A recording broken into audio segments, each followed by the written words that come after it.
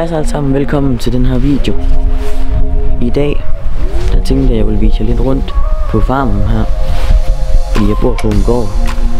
Så tænkte jeg ville vise jer lidt rundt her. Og vise nogle af dyrene også, så kæft der er glat her. Jeg skal lige passe lidt på med at gå på. Så følg med mig. Jeg har lidt nøje på at gå og filme, fordi der regner lidt. Så jeg er lidt nøje på, om det gør noget med kameraet, men det tror jeg ikke, det gør. Nu går vi lige her. Vender jeg lige om. Og nu er flipskærmen, så jeg kan se. Jeg skal lige dreje rundt med det her på hurtigt, så overgår den saverne. Jeg skal lige sørge for, at der ikke er vand på linsen. Det var nederen. Ja. Nu er jeg lige på vej ned til hønsegården her. Jeg vender lige den her skærm, så kommer jeg til at kigge ind i den. Jeg skal huske at kigge derind i linsen, så jeg kigger på jer, ikke på skærmen. Men vi drejer kameraet, så kan man se. Og så skal jeg også lige, hvis jeg finder at zoome. Der er hønsene. De har ikke nogen navn, men de er her. Det er sådan set meget hyggeligt. Hønsetilfælde. Så sover de derinde, og vi har også et hønsehus. Her om bag, vi kan se herinde. Der er lidt mudret her, så jeg skal lige være lidt forsigtig herinde. Lidt mørkt herinde. Sådan der. Men herinde ligger de æg. Har de lagt nogle nu? Nej, det ligger ikke så mange æg. Det er vinter, når jeg optager det her. Vi er i december lige nu. Det er også derfor, jeg render rundt med vinterjakke. Og der er ret så godt vejr. Ja. Lad os fortsætte på vores lille eventyr her. Vi går videre. Så er vi ved at være nede ved hesten her. De har heldigvis nogle navn, så dem gennemgår vi lige her. Vi vender lige kameraet. Rolig nu, kamera. Her har vi Freja. Det her det er Lippa.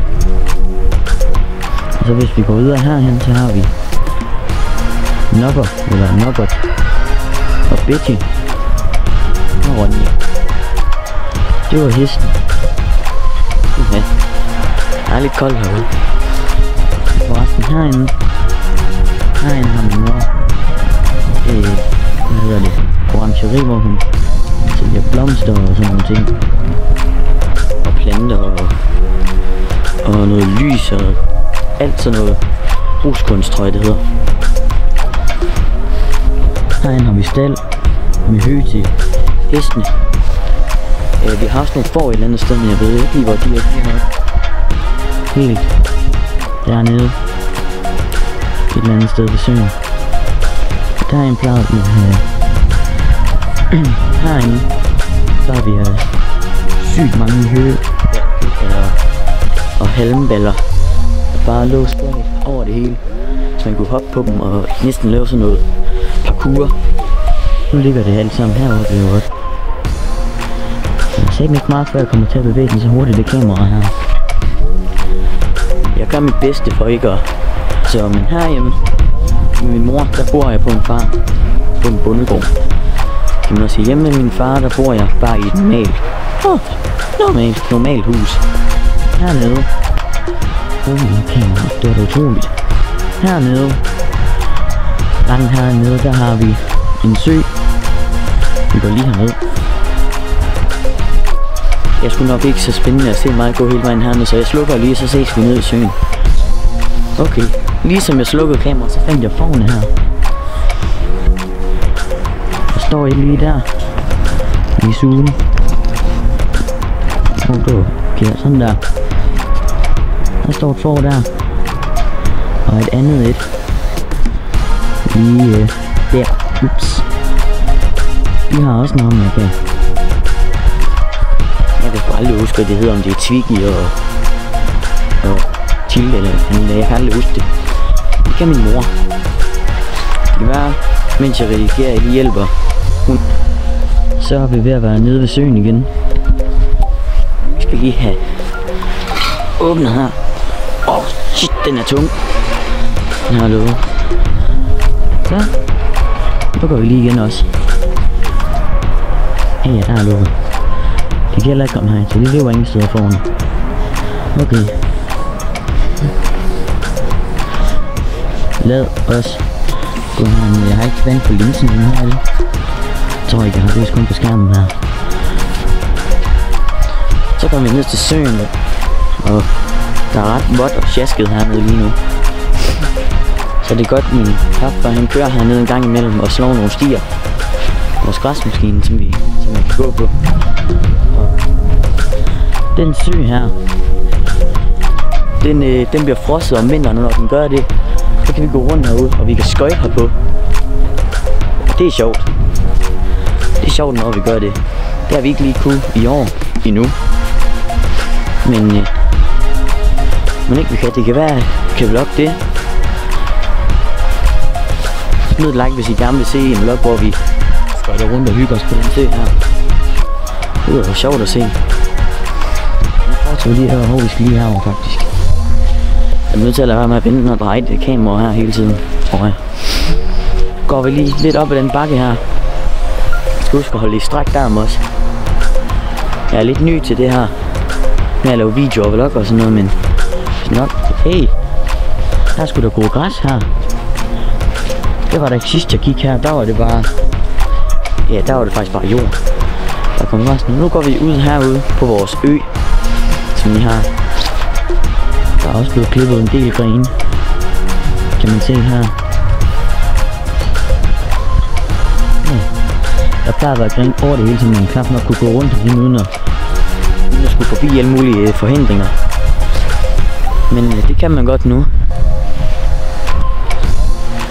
Vi går nogle gange hernede med vores hunde, sådan sidst på dagen-agtigt. Så kommer lige med hernede. Så var der på et tidspunkt Bose, han stod derovre. Kan man se, hvor jeg peger? Derovre.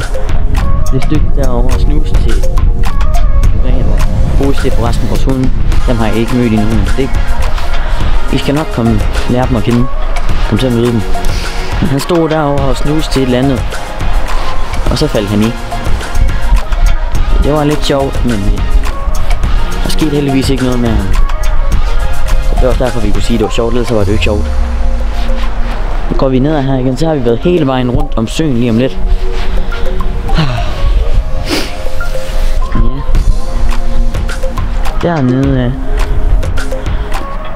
Dernede, der har vi også. Der har vi en hvad hedder det? En campingvogn og en skov. Ikke en campingvogn, vi bruger det, en gammel rusten eller slidt campingvogn. Jeg kan næsten ikke stå derinde på, før gulvet det brænder sammen, så der har vi dernede og en skov, hvor min mor hun en gang imellem er nede og hente mos. Det tror jeg ikke, hun er lige nu. Jeg tror heller ikke, jeg magter at gå derned. Vi kan lige gå herover, så vi kan filme og se, hvor langt der er noget, selvom det ser lidt længere ud på kameraet. Det ved jeg godt, det gør. Vi kigger her. Der er langt hele vejen derned. Og rigtig langt.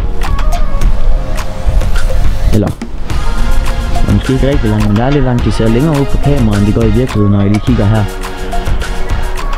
Det ser faktisk en del længere ud på kameraet, end det er i virkeligheden. Derude er elværket. Det ser også meget mindre på kameraet, end det er i virkeligheden. Sådan er det tit med kameralinser. Det er det også, når man filmer på telefonen, har jeg lagt mærke til. Så ser det også ud, som om det er længere væk. Og nu kan jeg lige se, at der hænger en spand på hegnet. Det minder mig om, at vi har fisk. Hvis ikke de frosser ihjel eller sådan. Jeg er stødt på en forhindring nu. Der er en gren her, en stor, kæmpe gren. Det er faktisk næsten en helt træ. Kan vi lige flytte det her? Sådan. Så er det en del nemmere at gå forbi her. Jeg kom forresten i tanke om, at hvis nu der er nogen, der gerne vil se, hvad mor har i orangeriet, så hedder det Kildedals Orangeri. Men Google, så skulle det gerne komme frem, så står det også, hvor det er, at det befinder sig. Jeg kan selvfølgelig også bare sige det, ikke? Det er Halsvej 90 vi er på, hvor man kan komme ind til mors orangerie og kigge hvad hun har. Jeg tror faktisk hun har julepynt lige nu, fordi det er jo snart jul. Herinde, herinde, der har Lars lagt så det er Kildedals Autoservice, der ligger herinde. Og vi sagde den, jeg havde brugt en streg lige. Vi kan se om den anden er virker, men kan man se noget? Skal jeg sådan her? Så er jeg sgu derinde. Jeg kommer til at se, at jeg har filmet, fordi jeg kommer sikkert til at hjælpe mig med at redigere det. Selvom jeg er i gang med at lære det. Jeg kan godt stadig bruge noget hjælp, men jeg googler også YouTube-videoer til det. Så snakker om her. Mors orangerie. Min mors orangerie. Kildedals orangerie hedder det. Hun står derinde. Hvad laver hun? Jeg er ikke kunder, vil så gider. Det begynder at blive lidt koldt nu det her, men den her video, det er også lidt en test på mit vindfoam-cover til min mikrofon. For eksempel det virker, fordi der blæser lidt. Jeg skal lige herinde, fordi jeg kom ud i tanken om, vi også har dyr herinde. Vi har nogle dyr. Nu går vi herind. Vi kigger. Jeg skal så opleve mit kamera efter. Her har vi nogle hunde. Det er Bella, der står bagerst til kører. Så har vi Bertha, og vi har det der, det er Merle. Og den lille brune, det er Lily. Og Boris, han er her ikke. Jeg ved ikke lige, hvor han er. De kommer ikke kende mig, når jeg står udenfor. Normalt så elsker de mig ellers. Så er det bedste. Her har vi en undulater, vi har den grønne, gulgrønne her, det er Kiwi. Og herover har vi Kalle. De undulaterne, Kiwi og Kalle, de bor udenfor. Jeg kan ikke huske, om der er mere, jeg vil sige om dem, tror jeg ikke. Nu går vi herud på det våde græs, forbi den meget våde trampolin. Der er altid så dejligt vejr i Danmark, hva'?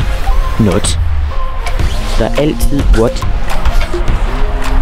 Vores græs det er egentlig vokset ret langt, selvom det er vinter. Det er før jeg skulle ind i havetraktoren og slå det. Her har vi også nogle hønser. Jeg tror det er hannen ham, den store her. Med de store garn der. Det er hannen. Og det er en hunde. Og så har vi en tredje af dem. Hold da op, jeg kommer til at suge langt ind. Og se hendes fødder. Hun bliver kaldt klumpfod. Og det er svært at holde stille det her, når man zoomer så langt ind. Så zoomer lige ud igen, sådan noget. Og der har vi også et par høns, og deroppe forsøgte jeg engang at bygge en træhul med min pap. Der var allerede noget træ, men jeg tror nok vi havde planer om at bygge en større, men vi fik sgu aldrig rigtig gjort det. Men hvis man kigger her, så har vi bare en masse flere palmer, han har sagt, det hedder det ikke. Hvad hedder de nu, de her træer? Popler. Det hedder popler, de her træer. Og så er Halsvej deroppe et eller andet sted. Og bagved alle de der popler. Jeg vil kalde dem palmer igen, det hedder det ikke, det hedder popler. Det var faktisk også popler, der var nede ved søen der, hvor jeg filmede nede, hvor jeg sagde, at vi havde en skov dernede. Det var også popler. Så vi har sådan helt 2 popleskov.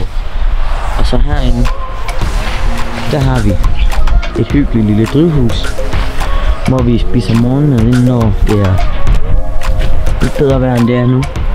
Måske, jeg tror det er om sommeren eller foråret vi gør det.